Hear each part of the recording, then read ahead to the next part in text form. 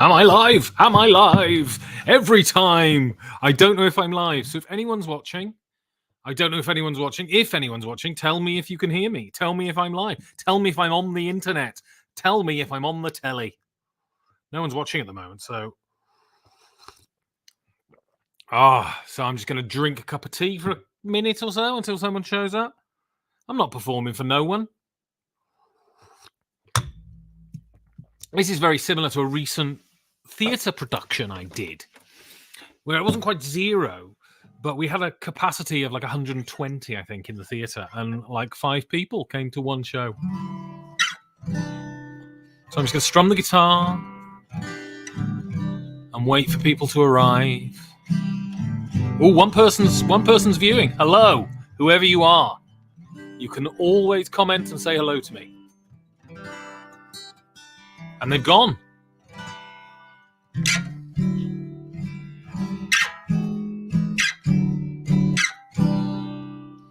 Let's see, at 9. Yeah, so, I mean, I guess people are going to watch this after the event as well, so I should consider those people as well. So welcome to the weekly 5G4D stream. I'm here to play some songs. I'm here to talk some games and that. And this week, the topic is Uwe Rosenberg the best Euro game designer? So last week I went through Knizia, and there's no doubt in my mind that Knizia has designed some Euro games. But the question is he the best? I don't think Knizia is an exclusively Euro designer, kind of in the way that Rosenberg is. I think, Rosenberg's done some sort of non-Euro-y games, but they tend to be smaller games.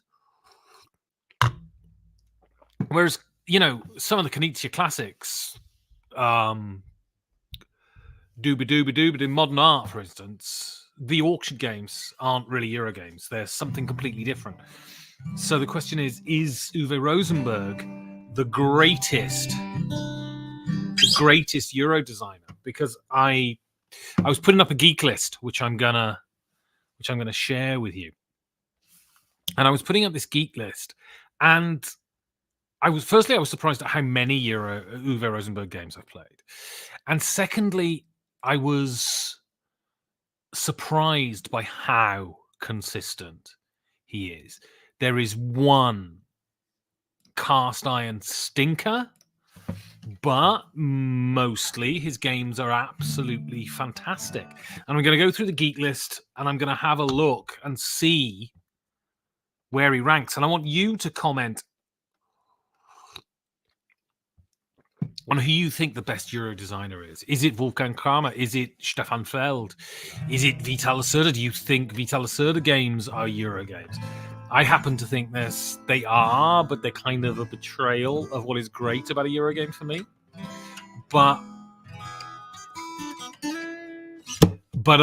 yeah. So they're all the questions I want to ask. So there's not many people here, but there's a couple of people watching. So I'm going to play a song for you. And this is great because so I do the stream, and then in the morning I get an email from YouTube saying, you've been demonetized because of this song. So in the comments, write what song you think is going to get my stream demonetized this week. I mean, not that I make any money anyway, but that's not the point. I got rejected for monetization, but that's not the point. So I was watching a video, and this song popped up, and they're one of those bands that were very popular when I was a kid, and they were sort of ubiquitous in many ways, and I never really realized how great they were. I mean, I've never listened to any of their albums, of course, but their singles are absolutely fantastic. Oh, Sean M. Thank you very much, Sean. It's rapidly rising. I'm on like 2009 now. I'll almost be up to current year. Isn't that weird? 2023. I remember when I was a kid, we were talking about sort of 2024. Bloody hell! We were talking about what it was like, what it would be like in the year 2000, and how old I would be, and I remember my parents going, "Oh, you'll be 23 in the year 2000," and that seemed immeasurably old to me when I was a kid. And the year 2000 was this sort of present thing in the cultural zeitgeist, and now it's 2024. That's outrageous as far as I'm concerned. But anyway, so I'm going to play a song by the Eurythmics. Oh, that's what I was talking about. Bands that were ubiquitous, and the Eurythmics. I mean, their singles are amazing.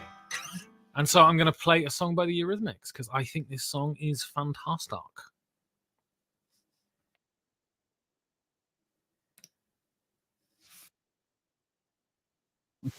Weird things. Hang on a second.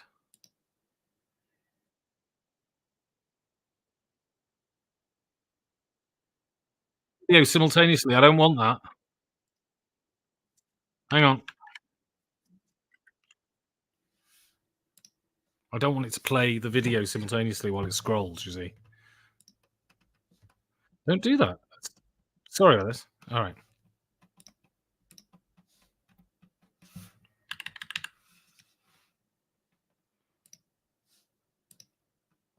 Sorry about this. It's being very weird. I have to stroll it manually because it's been a dickhead. All right. Are you ready? It's very exciting. Here comes the rain again, falling on my hair like a memory, falling on my hair like a new emotion. I wanna walk in the open wind, I wanna talk like lovers do, wanna dive into your ocean. Is it raining with you? So baby, talk to me like lovers do. Walk with me like lovers do. Talk to me like lovers do.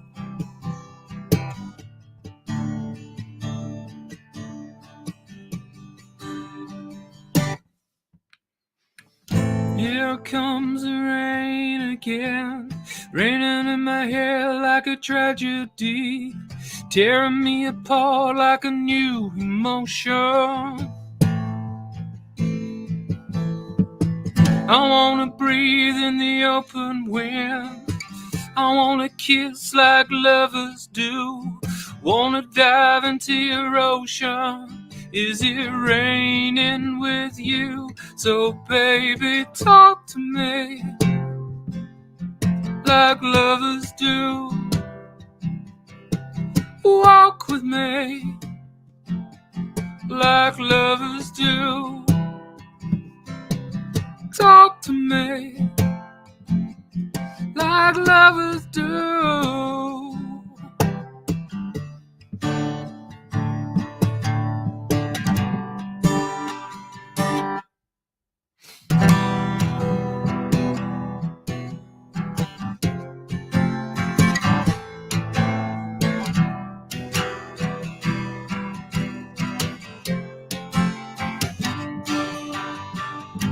So baby, talk to me like lovers do. Baby, talk to me like lovers do.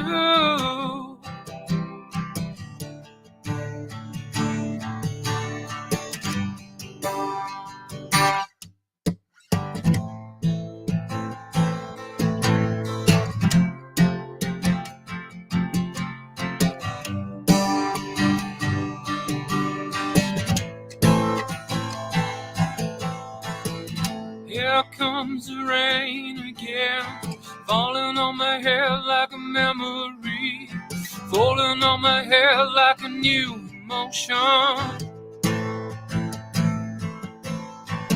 I wanna walk in the open wind, I wanna talk like lovers do, wanna dive into your ocean.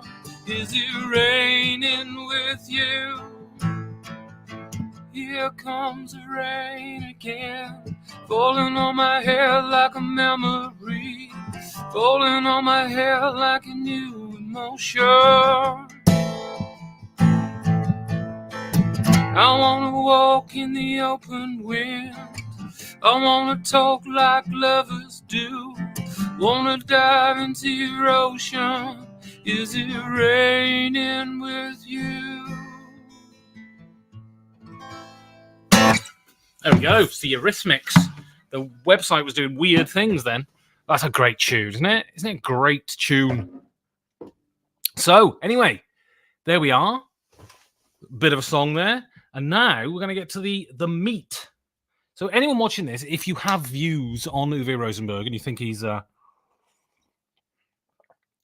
any good, let me know. But we'll go to my... I think I'm sharing this now. No, that's too... What's this one? There we go.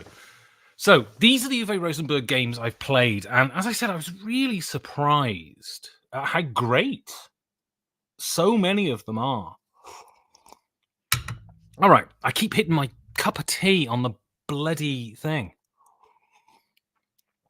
So, we go to the number one on this list.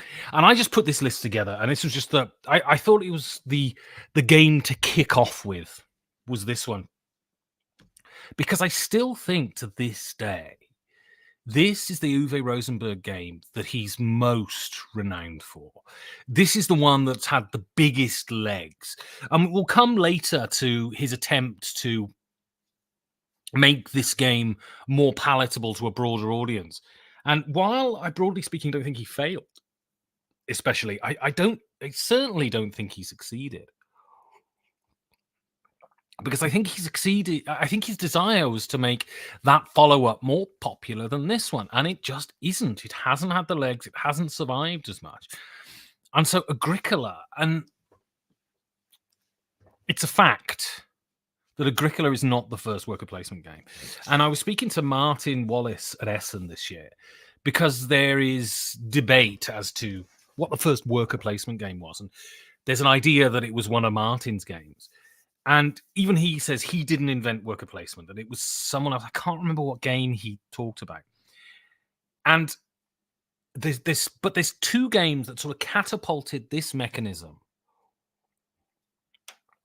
into the stratosphere. And I think in many ways, especially, well, for a time at least, within the Eurogame sphere, worker placement reigned supreme. All the most renowned games, all of the sort of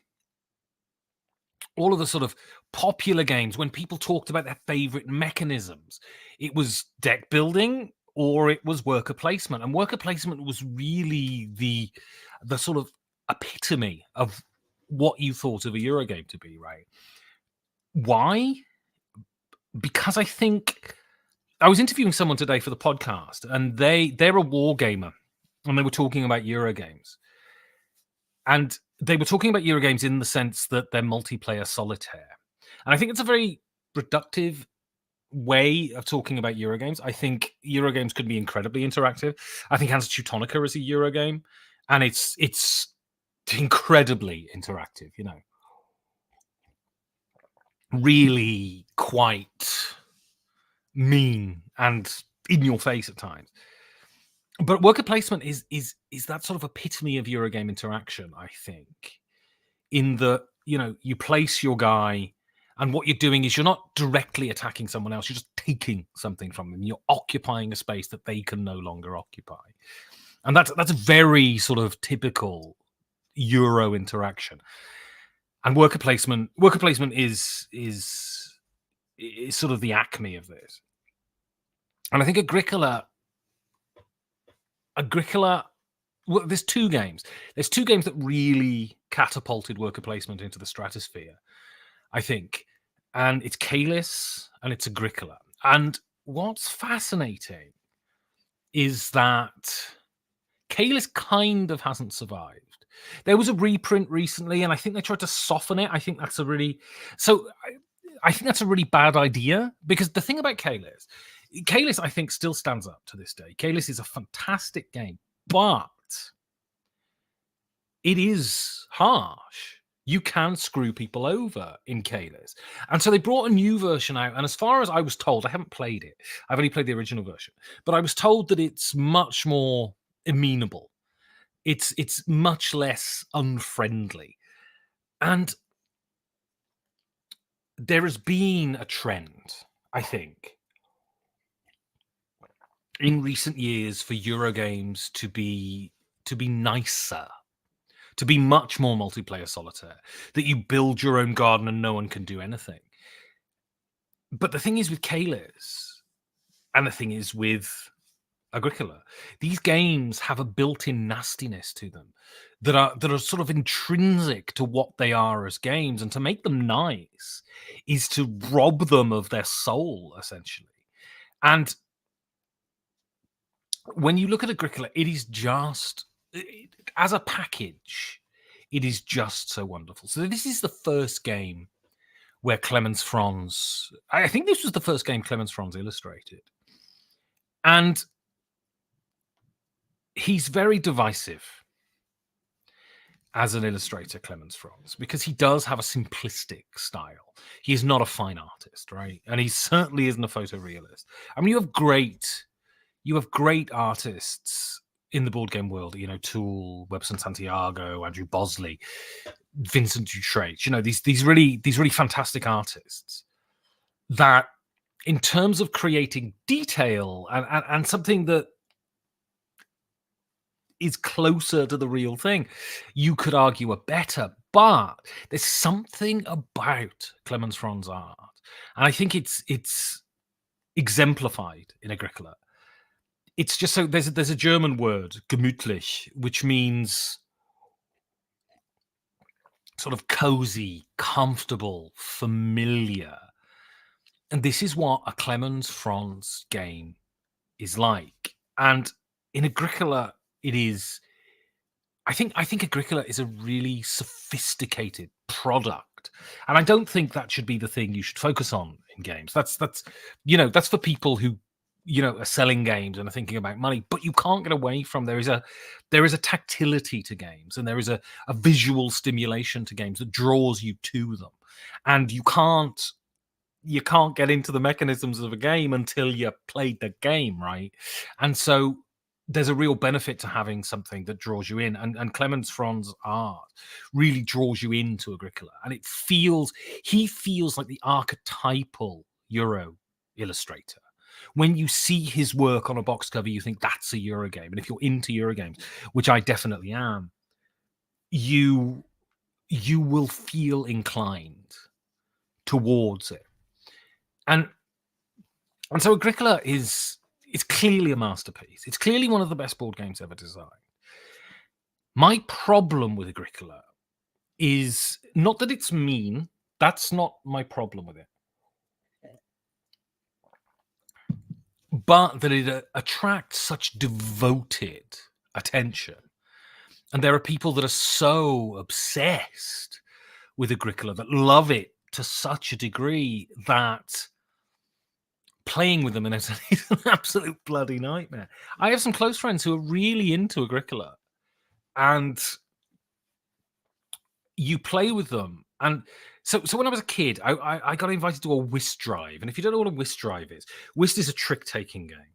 And the way you play in a whist drive is you sit opposite your partner, and your opponents sit opposite themselves. And then you play this game. And then once you've won or you've lost, you stand up and your partner moves anti-clockwise and you move clockwise. And so you swap tables, and so you play with various partners throughout the night. And I remember being invited to one of these in my local town, in my hometown, which is a hometown of 3,000 people. And I walked in and I was like a 13-year-old kid or something. And it was just full of old women, right? How old they were, I couldn't tell you. I was 13. Everyone's 70 years old, right? But it was just full of old women. And I remember once sitting down to play this game of whist with this woman. And we were playing, and I played the wrong card. She played a card that would already win the trick. And then I played something better because I wanted to win the trick. And I didn't really get it because I was good, And she just gave me the most withering, it will stick in my memory as long as I live, the most withering look I've ever seen in my life. You know, she just shriveled my soul into a raisin with that look.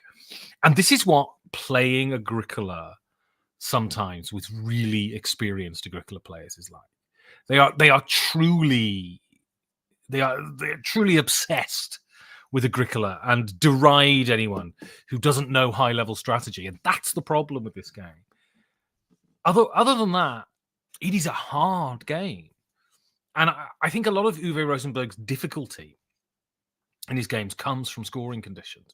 So in Agricola, you kind of have to build everything, otherwise you lose points. And he leverages that brilliantly.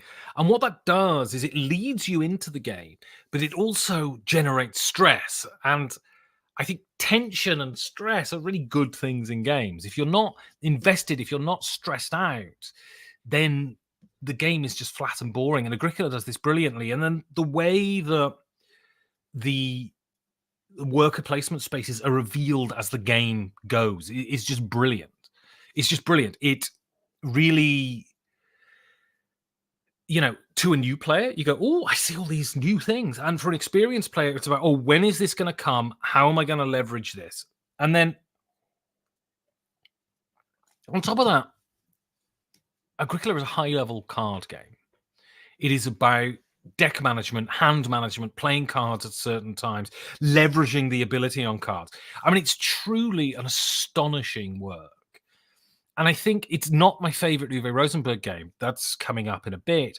But I think it's completely... this is the game that he's completely renowned for. I think it's utterly fair. I think it is completely fair because it is truly a masterpiece. So, Bonanza. I discovered Bonanza this year. I think I played it once, maybe sort of 10 years ago or something. But it didn't really stick with me. And then at LaRioCon, I was introduced to Bonanza. And sometimes you just, you know, I did an interview with Cole Worley for the podcast once. And he said that he thought Bonanza was Uwe Rosenberg's best game. And at the time, sort of in my head, I was scoffing a little bit. Because, you know, it's this little card game with silly pictures, right? But I played this at LaRioCon this year. And my God, this game is astonishing. It is there. Good evening, farming people. So there are so few mechanisms in this game. It's so easy to learn. It is truly, you know, one of the most simplest games, and yet it is absolutely flawless. It is absolutely flawless as a game, and it is one of those games that. I was writing a piece for a video I'm releasing tomorrow, and I talked about a game. Sorry, I've just been corrected by a German. A German is correcting me. Yes, I do mean last year. It's January. You're allowed to mess up the year until the beginning of February. That's the rules.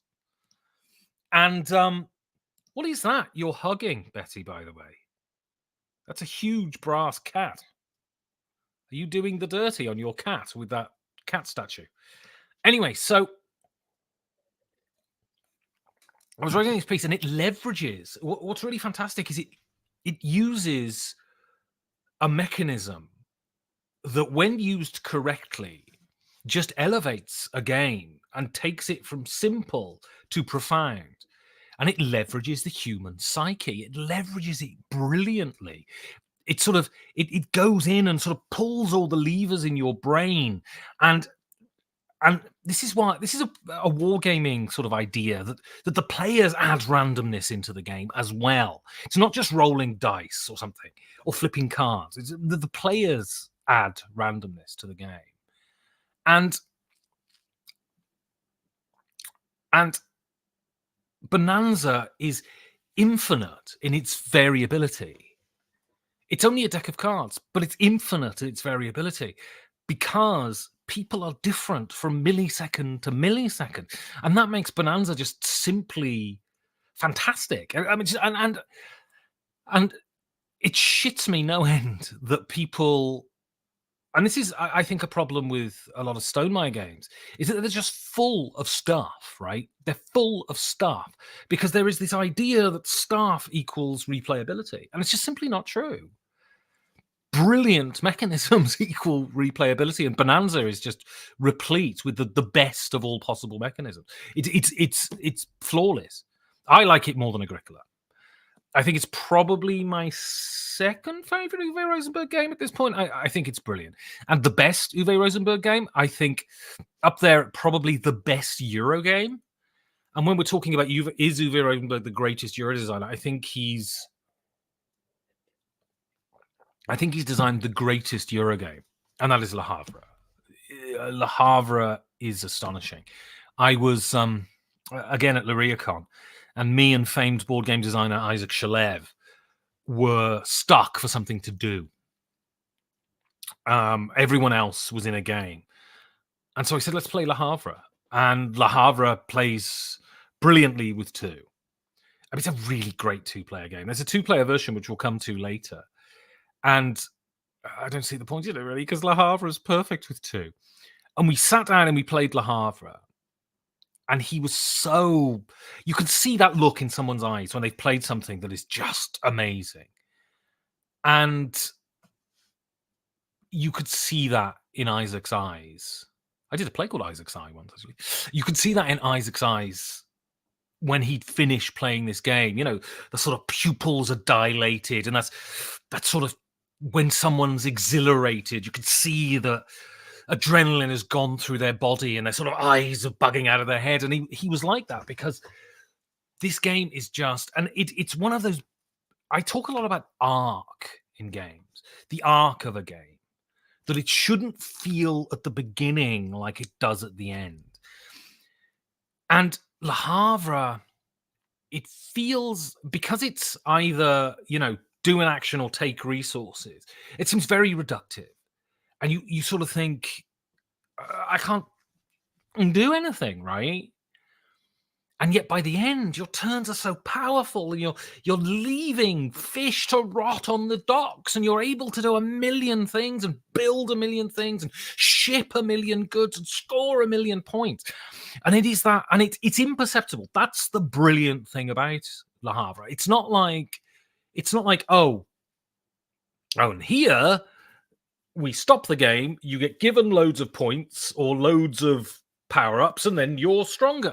It's imperceptible. It just slowly grows. And it is in, of course, the building of those buildings, the way the buildings are designed is the real heart of Le Havre. The way that they gradually allow you to do more and more and more. It is just, it's mind-blowing design.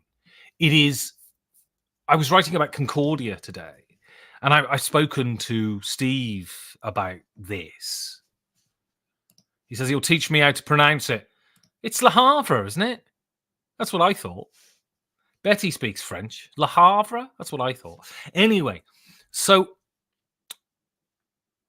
and I was talking about Concordia, and the way I sort of describe Concordia is that it is, you know, one of the greatest game designers designing in excess of their ability, that they're able to produce something that is just pure genius, higher than their level, almost. And it's Le Havre. I'm not doing it like that. I'm not putting on a French accent. I gotta do the H. I'm English. Le Havre. Anyway, so and Le Havre is this, I think. It's one of those games that is, you know, Uwe Rosenberg's a brilliant designer, but this, even for him, seems freakishly amazing. And, you know, most artists are unable to hit that height consistently. No artist is able to do it. You know, the first 5 Black Sabbath albums, the Wean run from Chocolate and Cheese up to Quebec, you know,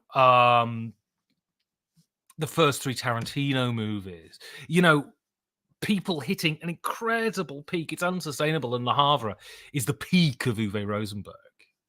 And after I play a song, we'll get on to his trough, which you can see there. And my God, this is a surprise. That's an A minor, by the way. All songs should, by law, start with A minor. So I'm going to play now. Every week on the stream, there should be a Wean song. And this is this week's Wean song. Because if you don't like Wean, you don't know about music. And this is The Golden Eel. It's a tune. Trust me. And it does start with A minor. I didn't realize it started with A minor, but it does start with A minor. That's good, isn't it?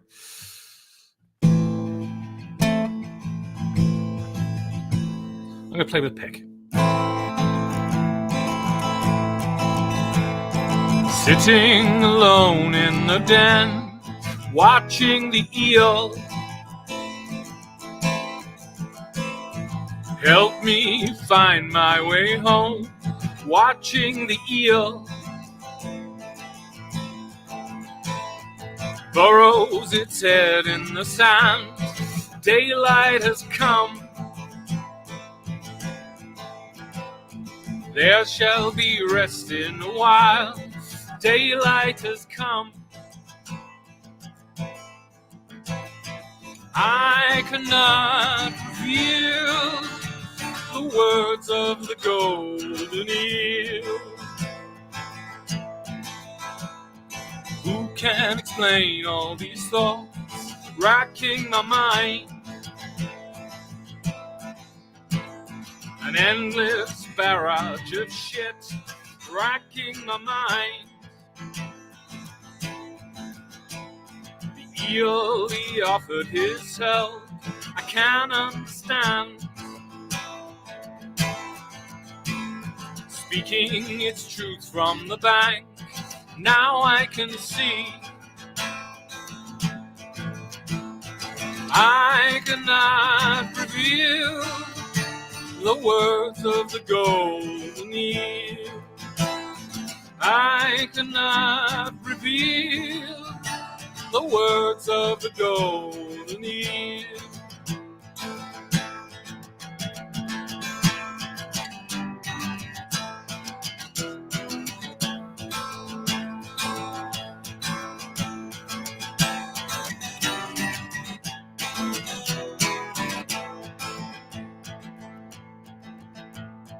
Who can explain all these thoughts racking my mind?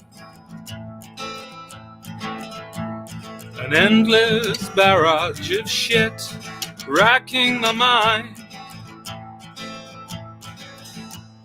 The eel, he offered his help, can't understand. Speaking its truth from the bank, now I can see. I cannot reveal the words of the golden eel. I cannot reveal the words of the golden eel. I cannot reveal the words of the golden eel. I cannot reveal the words of the golden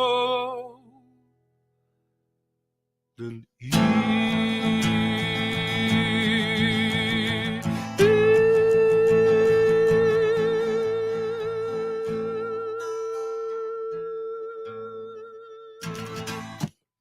There we go, Golden Eel by Wean. What a tune.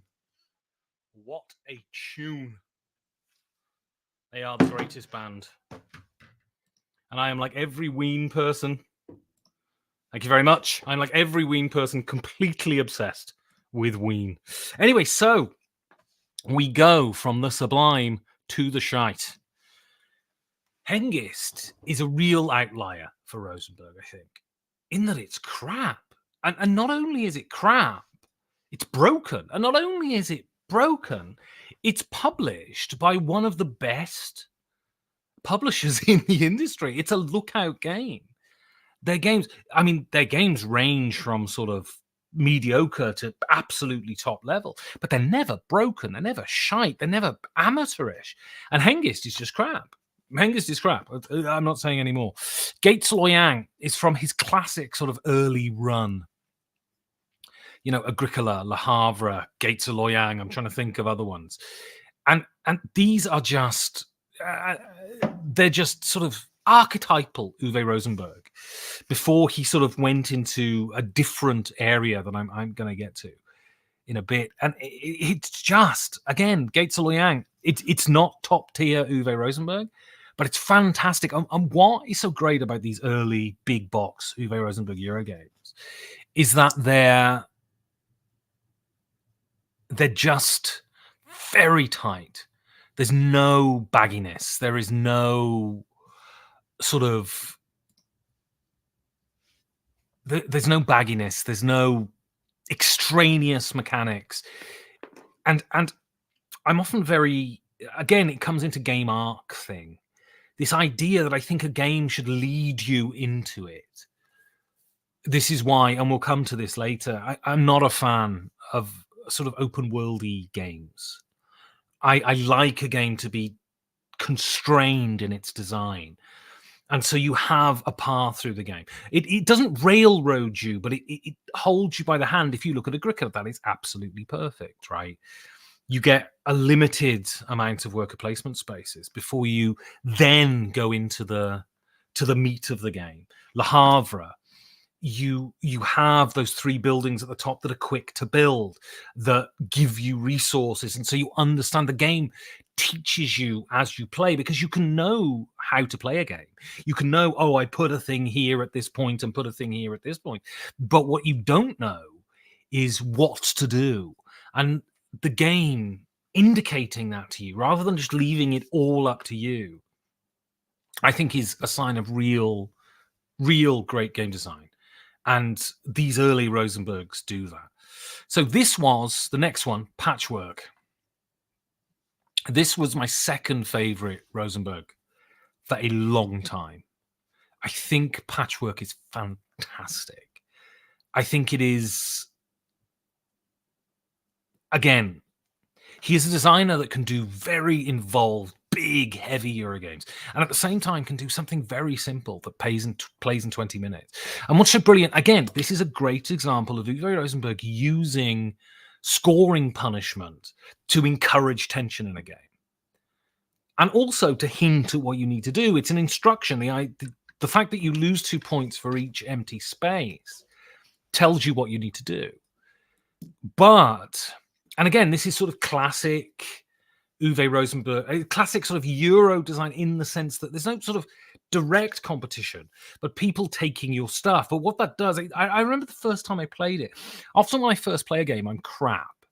I just don't understand what I'm doing. And so I just do stuff to make it work. Whereas very quickly in Patchwork, I was like, okay, looking around the circle of pieces going, I'm going to need that later. And I want to take that because I want to deny them that because they'll get the leather patch and all of that sort of stuff. And very quickly, there was a sort of decision tree that sort of branched out. And I think that's what enamored me.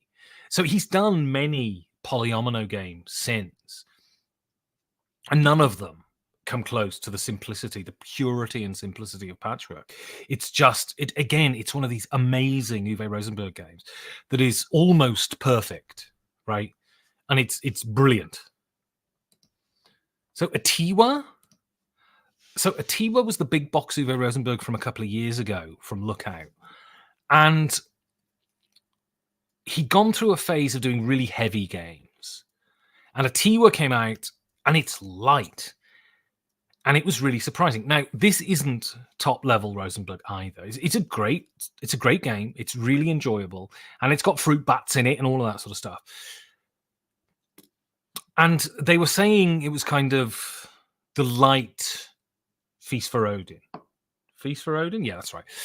And I don't know, because I'm going to tell you this now, which is a crying shame, and I should hand in my gamer license.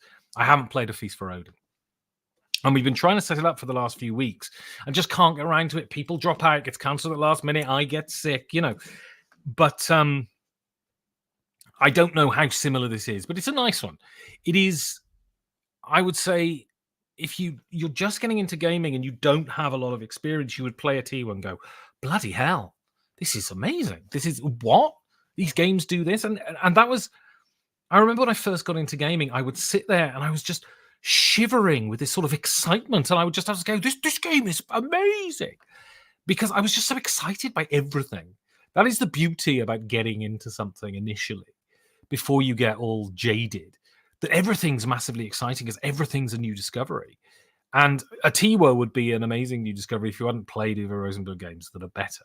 The great thing is, though, as you become more discerning, as you get more into a thing, and the pleasure you derive from games you really love are kind of less feverish and more profound as you go on. And so Le Havre, every time I play it, gives me incredible, a deep affection for that game, because it simply provides you with 2 hours that can't be better spent. Anyway, T was good. Ora Labora, I've played once and I liked it. And I think it's probably brilliant. And some people say it's their favorite. I don't think it can be, but I need to play it again. And so he's fascinating here with these two, that he does these brilliant 2-player renderings of his own titles. And they're fantastic. So I think All Creatures Big and Small, out of the two, Le Havre Inland Port and All Creatures Big and Small, out of the two, the Agricola 2-player version is far superior. They're both good. And Le Havre has that wonderful sort of storage mechanic, which is really, really innovative. Really, so when I first got into games, I think what blew my mind the most was that I would go, how do people come up with this? These engineering systems that just work so well. But Agricola All Creatures Big and Small, it annoys me that it's All Creatures Big and Small and not All Creatures Great and Small. That annoys me a bit. And if Betty is still watching, I hope you're still enjoying All Creatures Great and Small. But it's a really great 2-player rendering of Agricola. It is fantastic. It's not quite as good as Agricola, but it's brilliant. And it is so what these smaller 2-player versions should be, right, is shorter versions that you're able to extract almost the entire game, but in a much shorter playtime. And Agricola, All Creatures Big and Small, does that brilliantly. I can't watch the new All Creatures Great and Small because I'm wedded to the 1980s one, and I would feel like I'm betraying it. So Glass Road is... I was very excited because this was when I got into the hobby and I was going to Essen. I'm going to pick this up at Essen. And the thing is, Glass Road, I think that central card mechanism is so great. I think the rest of the game, I think there is a game that comes up that is a better version of that. So here we have two games that are fascinating in Rosenberg's oeuvre, in my view. Caverna, which is the sort of more friendly, less punishing, bigger version of Agricola, and then Fields of Arla. And these are two games that sort of share a similar spirit, I think, in that they're much more open world in their focus. And I sold my copy of Fields of Arla after just a couple of plays because I really didn't get along with it. And I think it's because I'm very keen on games leading you into the play of the game. And Fields of Arla especially, it's great mechanically because he comes up with brilliant mechanisms, but it feels 75% done to me. It doesn't feel like that final development that allows you to be led into the game is there. It's just all on the board and you can do what you want. And I think some people really like that because it's a challenge. But what I don't like about that, I mean, of course, after you've played the game a couple of times, then you know. But what I don't like about that is that the beginning of the game, to some extent, especially when you first play it. And I'm a gamer who doesn't play games that often, right? When you start playing them, the beginning of the game is just chance. I'll stick it here and hope that does something. The game should indicate to you what is good. It should offer you multiple paths, I think, but it should indicate to you what is good. It should lead you into making viable decisions from the beginning. And Fields of Arle is a bit too open for my taste. Not a fan of it. And so I sold mine. And people say it's brilliant, and maybe I should have played it a few more times, but I wasn't a big fan. Anyway, okay, I'm going to play another song now. Like a couple more songs before I go, because like I'm here for another 15 minutes or whatever. This, I'm going to play. This is, so like, because I am the age that I am, one of the sort of archetypal bands. I think the band that made me, and probably so many more people, made them sort of musically. The band that introduced the concept of sort of alternative rock to the world. And, you know, and that, of course, is Nirvana. And the thing is, I barely listen to Nirvana anymore. And a couple of months ago, I was just listening to DJ Random on my YouTube Music. And this song kept popping up. And it is just so good. And it reminded me why Kurt Cobain was such a brilliant songwriter. It's so simple, and yet it's so fucking great. And I think I'm not a fan of the Complex. And I don't think I will ever be a real prog fan. This is why I think I find Tool difficult to deal with, because it's very complex and each song's 10 minutes long. Whereas Nirvana managed to write this incredibly off-kilter pop music that just felt profound, even if the kind of lyrics were kind of facile. Although I don't think this is a bit of a feminist classic, this one. But this is sappy. This is a really good tune. And if you save yourself, you will make him happy. He'll keep you in a jar, and you'll think you're happy. He'll give you breathing holes, then you'll think you're happy. He'll cover you with grass, and you'll think you're happy now. You're in a laundry room. You're in a laundry room. The clothes that came to you. Oh. And if you cut yourself, you will think you're happy. He'll keep you in a jar, then you'll make him happy. He'll give you breathing holes, and you'll think you're happy. He'll cover you with grass, then you'll think you're happy now. You're in a laundry room. You're in a laundry room. The clothes that came to you. Oh.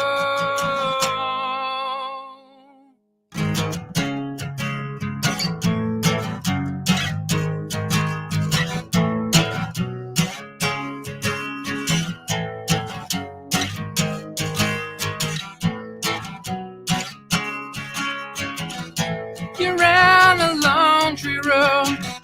You're in a laundry room. The clothes that came to you. Oh. And if you fool yourself, you will make him happy. He'll keep you in a jar, and you'll think you're happy. He'll give you breathing holes, then you'll seem happy. You'll wallow in your shit, then you'll think you're happy now. You're in a laundry room. those that came to you.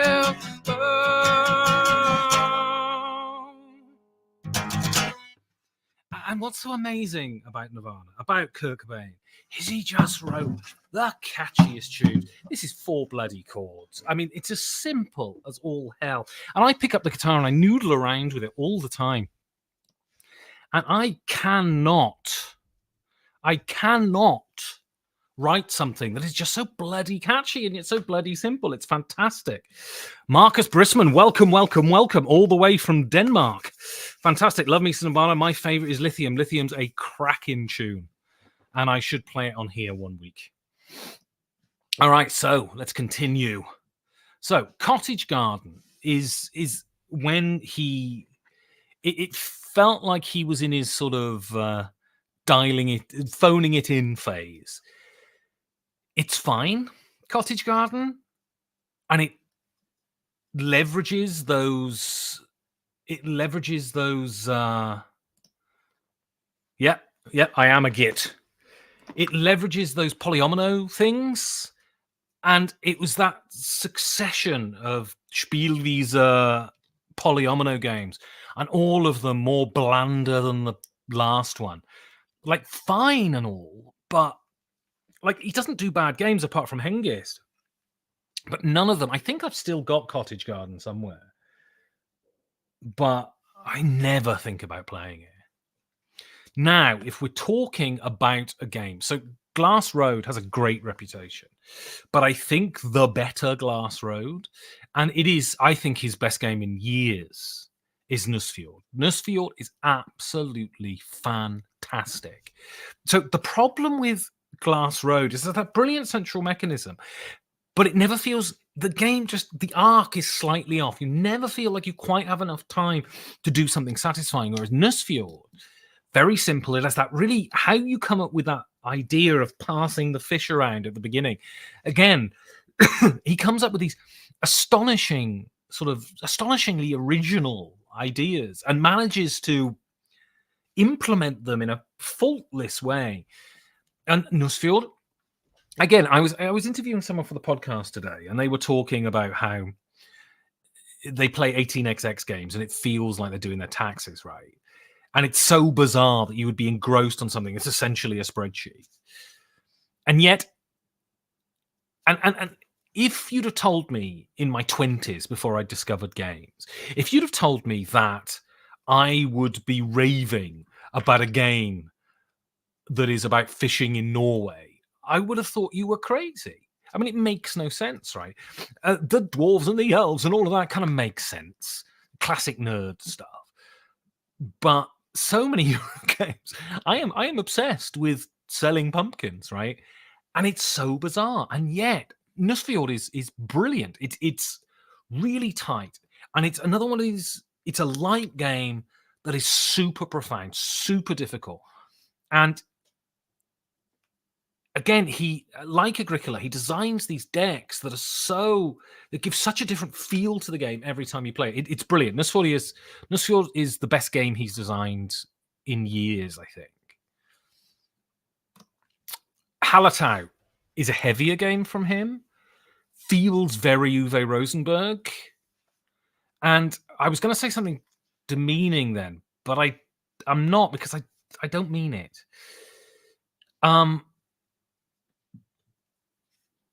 You could argue that so The Hateful Eight by Quentin Tarantino feels like someone who was a big fan of Quentin Tarantino wrote a Tarantino movie, but they're not as good as Quentin Tarantino, right?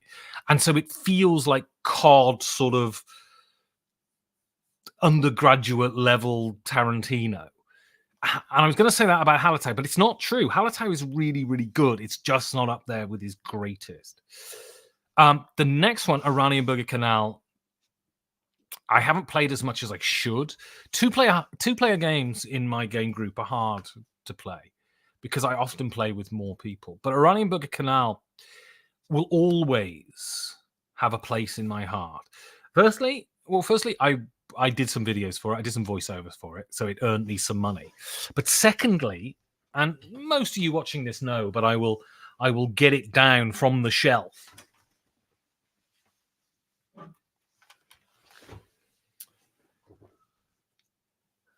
And I'll just hold it up to the camera. There we go. This is the promo me and Stevie Cyrek designed for Oranienburger Canal. And this is our first published design. And I remember, so we were talking because we cycle up the canal in the summer. And I remember we were talking about it. And we were cycling along the canal. And we were going, what would a card be? What would a promo card be for this game?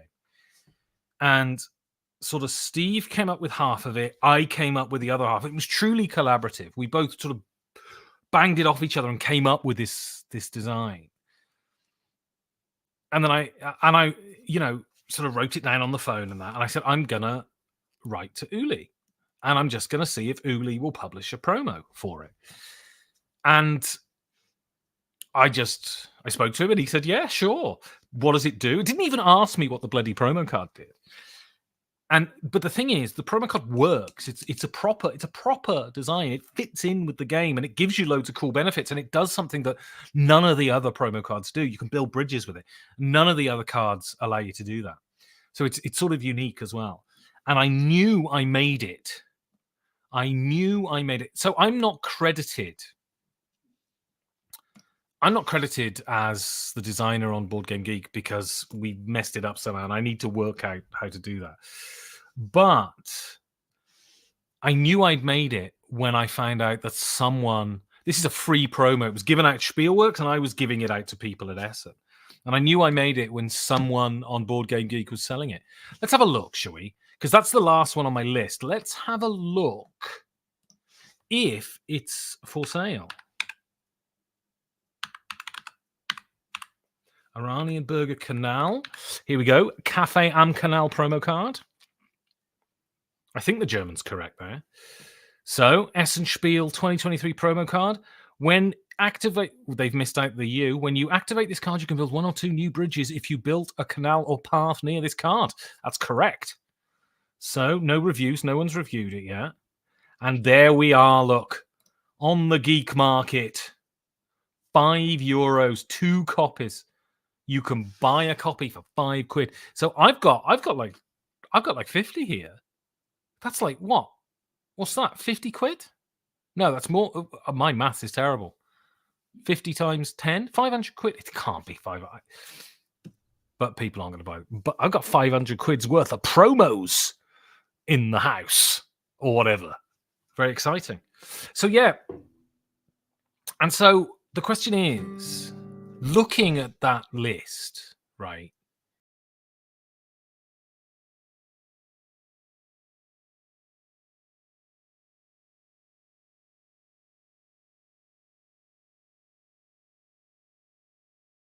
Happened.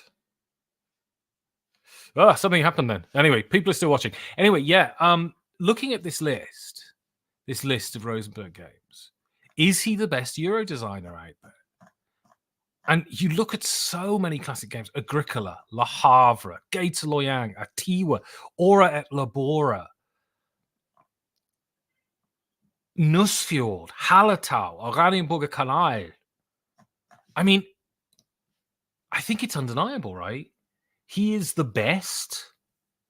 He's the best Euro designer out there, in my view. I thought we'd have a cliffhanger there. I don't do cliffhangers. I like a nice, satisfying wrap-up. And with that, I'm going to play a song.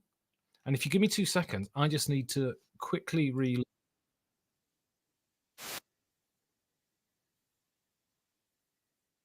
Yes, so last week I said to people, if you have any requests for songs, and someone requested Swimming Song by Loudon Wainwright III, Rufus Wainwright's dad.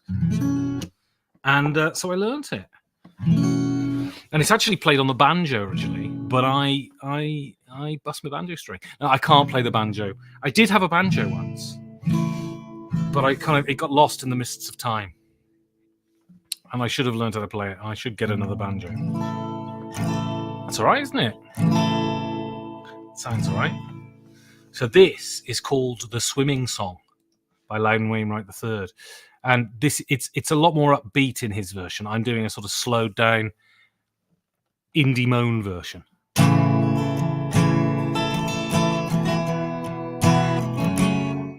Oh, that sounds terrible. I'm just going to tune the guitar first.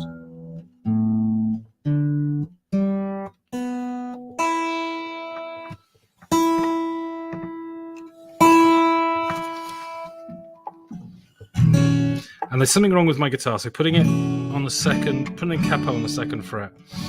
Oh, I think that sounds all right. Okay.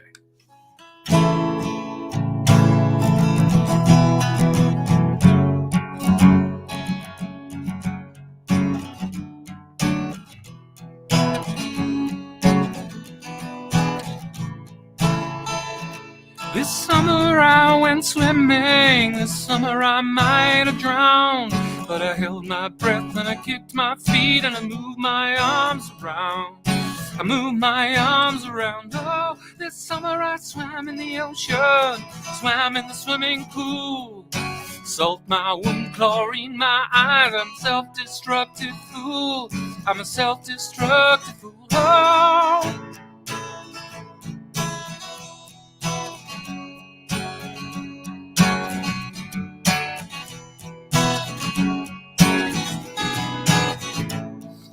Summer I did the backstroke, and you know that that's not all. Did the breaststroke and the butterfly and the old Australian crawl. The old Australian crawl. Oh, this summer I swam in a public space in a reservoir to booze. At the latter I was informal, at the former I wore my suit. I wore my swimming suit. Oh.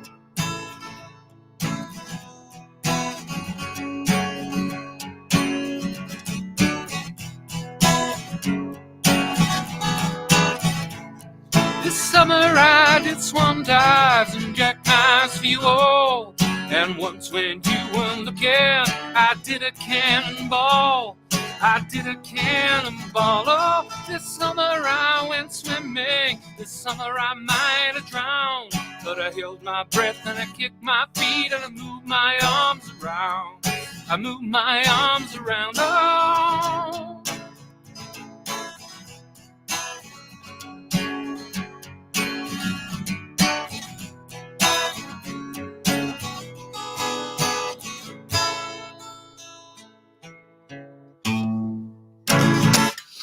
There we go. There we go. It's a good tune, that. It's a good tune. Sounds better on the banjo. I can't play the banjo. All right. So there we are, ladies and gentlemen. It is 1 hour, 2 minutes on the stream. So I'm going to leave you now. And so it just leaves me to say thank you ever so much for watching. I hope you enjoyed the songs. I hope you enjoyed the Uwe Rosenberg chat. Tell your friends. And I'll see you beautiful people next week. Rock on.